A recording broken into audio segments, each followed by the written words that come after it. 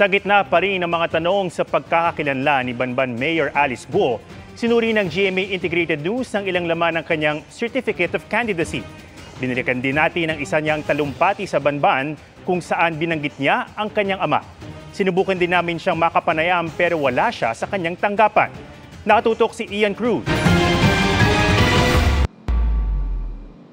Kahapon lang, dumalo si Mayor Alice Go sa flag raising ceremony ng munisipyo ng Bamban base sa post sa kanyang Facebook page. Nakipagpulong din siya sa ilang opisyal pati mga kapitan ng barangay. Pero wala sa kanyang tanggapan kanina si Mayor Alice Go at nang ilang beses balikan ng GMA Integrated News simula kahapon. Naisa na namin siyang makapanaya matapos bigong masagot ang ilang tanong sa kanyang pagkakakilanlan sa pagdinig ng Senado at kasunod ng tanong ni Senador Risa Ontiveros kung totoo kayang Chinese si Mayor Go. Noong 2022 proclamation rally niya bago manalong mayor ng Bamban, batid na ni Go ang mga tanong sa kanya. Marami po nagtatanong, sino daw po si Alice Go? Ako po si Alice Go, taga Barangay Virgen de los Remedios. Ang nanay ko po ay Filipina.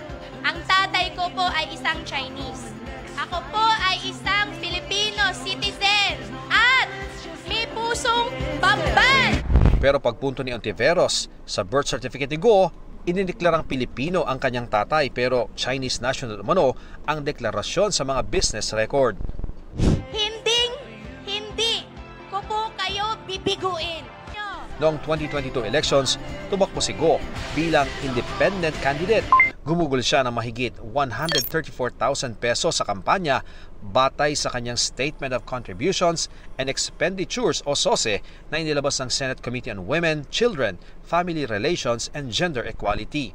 Sa kanyang Certificate of Candidacy naman na nakuha ng GMA Integrated News Research sa COMELEC Central Office, nakasaad na ipinanganak siya sa Tarlac noong 1986. Nakasaad din ditong noong October 2021 ay mahigit 18 taon na siyang residente ng Bamban.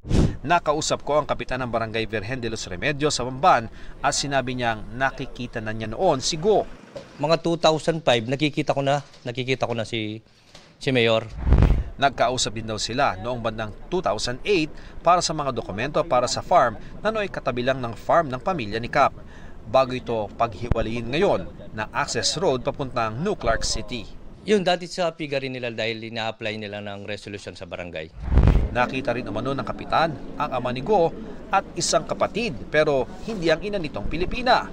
Iniimbestigahan ngayon sa Senado kung anong kaugnayan ni Go sa Zune U1 Technology, ang pogo sa likod ng munisipyo ng Bamban na ni-raid nitong Marso dahil sa human trafficking at serious human illegal detention. Ayon kay Senador Win Gatchalian, may natagpuan daw sa loob na bill sa kuryente na nakapangalan umano sa alkalde. Isa rin sa natagpuang sasakyan sa Pogo ay nakarehistro kay Go. Next, tinawagan at in-email namin ang lahat ng alam naming available contacts si Mayor Go pero hindi siya sumasagot. Pero dati nang itinanggi ni Go na may kinalaman siya sa mga illegal na aktibidad sa Pogo Hub. Ang sasakyan nakapangalan sa kanya ay matagal na raw niyang naibenta at dahil siya ang dating may-ari ng lupa ng Pogo, baka raw hindi na naalis ang kanyang pangalan sa record ng Electric Cooperative. Para sa GMA Integrated News, Ian Cruz, nakatutok 24 oras.